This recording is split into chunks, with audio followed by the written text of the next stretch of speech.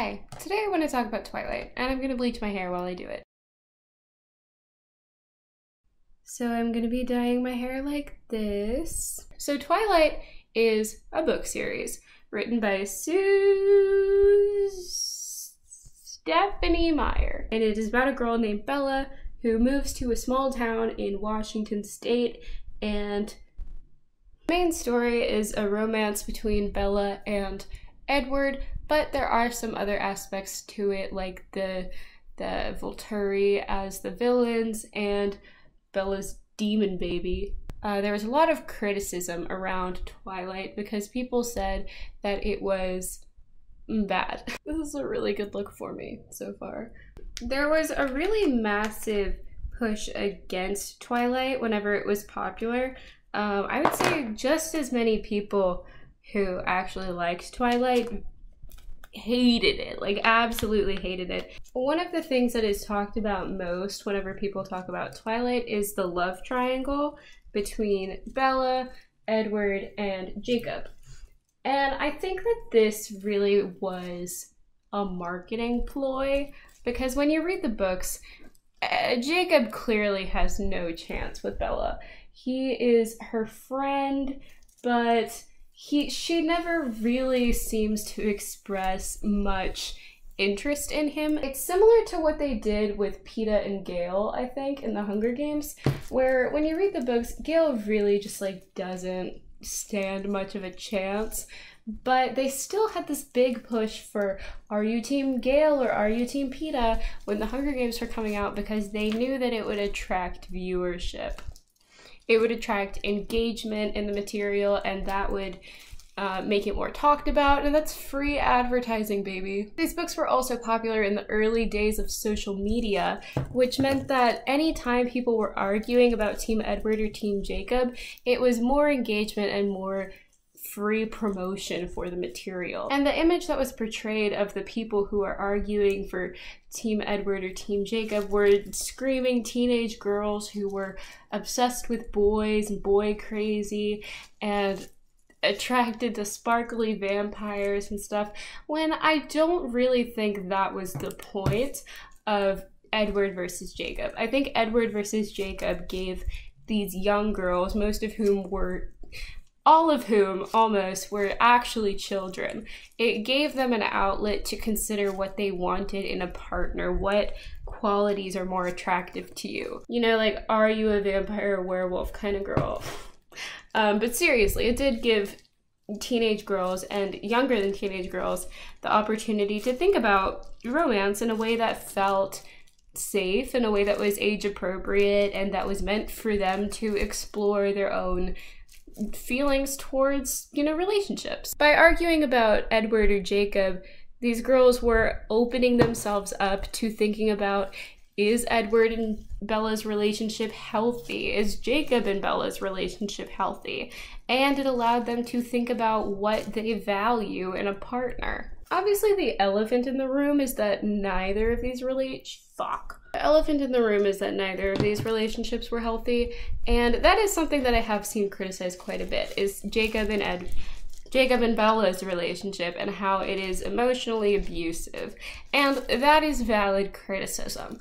But the majority of the criticism that people pushed against these Team Edward or Team Jacob girls wasn't that the relationships they were enjoying were unhealthy, it was that the relationships they were enjoying were stupid. I think it's important to point out that a lot of the people making these criticisms towards the young girls who liked Twilight were not fellow young girls, they were grown men. But the issue with Twilight is that grown men couldn't find much to enjoy about it because it wasn't made for them. It was made for these little girls to enjoy, and whenever the grown men couldn't find anything for them in it, they decided it was bad and they would make fun of anybody who enjoyed it. Because the people who get to decide what is good and what's not are not the same people who like Twilight. You know, these adult male critics are not the people that Twilight is meant for. And if they can't find any value in it, if they can't find anything good about it, anything they like, then they'll just call the whole thing dumb and stupid, and they'll write it off as teenage girls being dumb and stupid. And it really sucks. Twilight does exactly what it needs to do. It gives the audience this blank slate of a protagonist so that the teenage girls who read about Bella can project themselves onto her. They can imagine her experiences, and they can think about what they would do in her shoes. And it's also just, it's escapism for kids, you know? Obviously, the fact that Bella is being pursued by every man in her life is ridiculous, but it's something that teenage girls would fantasize about. It's something that teenage girls want to read about, and so of course they enjoy it. I think it's just frankly ridiculous that Are you fucking serious? I did such a bad job with this. I did a horrible job. I can't believe I did this badly. Okay. Twilight has been, and has remained really, the butt of a lot of jokes in pop culture. And I think that a lot of them just are unfair. A lot of them aren't really rooted in Twilight itself, just the fact that it's something that teenage girls like. So with all that being said, is Twilight good? No. A lot of this criticism for Twilight as something that is stupid and dumb and that only stupid teenage girls can enjoy overshadows some of the real criticism for Twilight. A lot of the members of the werewolf pack are also members of the Quileute Native American tribe, which is a tribe that lives in the area of where Twilight takes place. Jacob is one of the werewolves who is also a native. And he and his entire tribe, as well as all the werewolves, are constantly referred to as being animalistic, being extremely violent. There's also multiple references of them smelling like or behaving like dogs. Their only non-white characters are the native tribe that you liken to animals. That's pretty bad, I would say. I know what you're thinking. You're thinking, Natalie, they literally were wolves. So whenever the vampires would call them dog-faced or say that they smelled like dogs, that wasn't them being racist. It was them making an observation about the fact that they are werewolves. And I would argue that that is exactly the excuse Stephenie Meyer is using for racism. The Quileute tribe has also not received any money or benefits from the Twilight franchise, where they were slandered, basically. Stephenie Meyer has this whole, I don't know if it's like a blog post or an article, where she outlines the history of the werewolf tribe, and she creates this lore about the werewolf tribe being descended from a wolf god.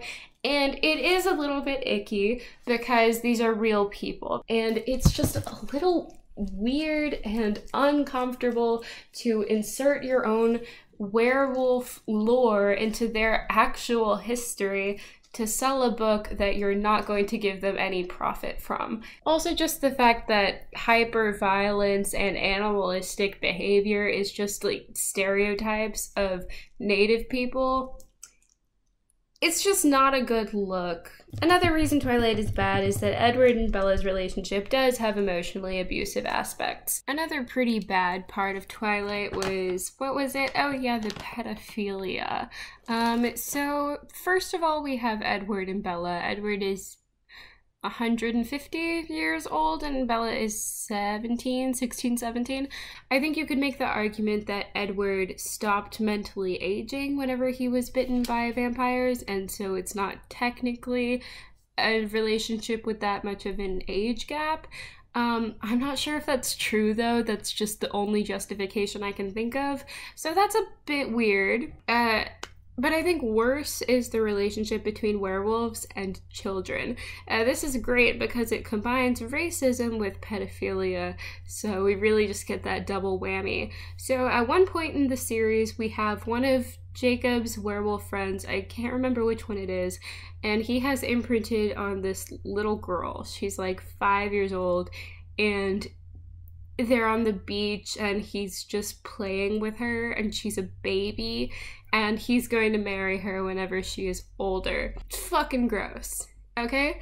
And then we have Jacob with Bella's baby, whom he imprints on the moment she is born. The moment she is born, Jacob is in love with her. And I think that is just... it's pretty bad. It's pretty bad. No matter which way you look at it, it is pretty bad. Bella is understandably very upset with him whenever he tells her that he is in love with her baby, her newborn baby, that she hasn't even held yet. And I'm obviously she's angry with him, but then later in the book, nothing is done to stop this, really. He still has imprinted on the baby, and they're still, like, gonna get married. It's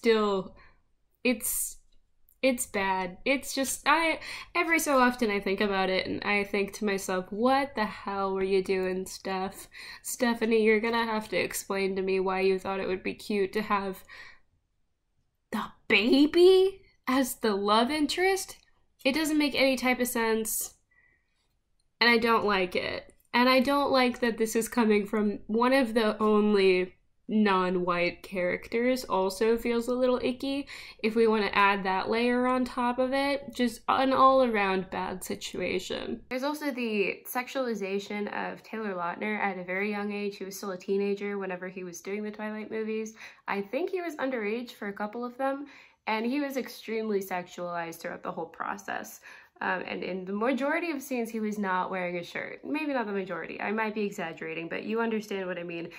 A lot of the time, in a lot of the movies, he is not wearing a shirt. So I think this is part of a larger issue where people of color are more sexualized than their white counterparts. Because if you look at Jacob versus Edward, Edward rarely has his shirt off, and he's just an overall less sexualized character. And this is especially a problem with Native Americans, especially Native American women are extremely sexualized and experience extremely high rates of sexual violence. But even though Jacob is a male character, I still think the issue of POC being hypersexualized does apply to him just based off of his context and everything. And that is also an issue that you can criticize Twilight for.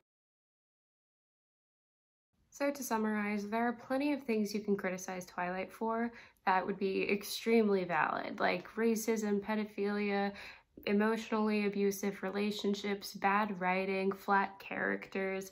All of those things are genuine criticisms of Twilight that have genuine merit. But a lot of the criticism that Twilight got, especially at the peak of when Twilight was popular, was not based on any of those things. It was explicitly based on the fact that Twilight was something that was liked by teenage girls.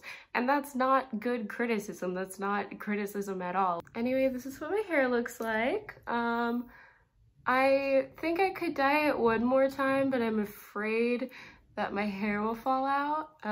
It's not particularly even or like really as light as I wanted it to be, but I think it's fine. I think it's cute. So to recap, very briefly, there are plenty of legitimate reasons you can criticize Twilight, but the majority of criticism that Twilight faced at its peak were not any of those reasons. So, I hope you liked today's video. Please leave me a like and a comment and subscribe, and I will hopefully see you in the next one. Goodbye.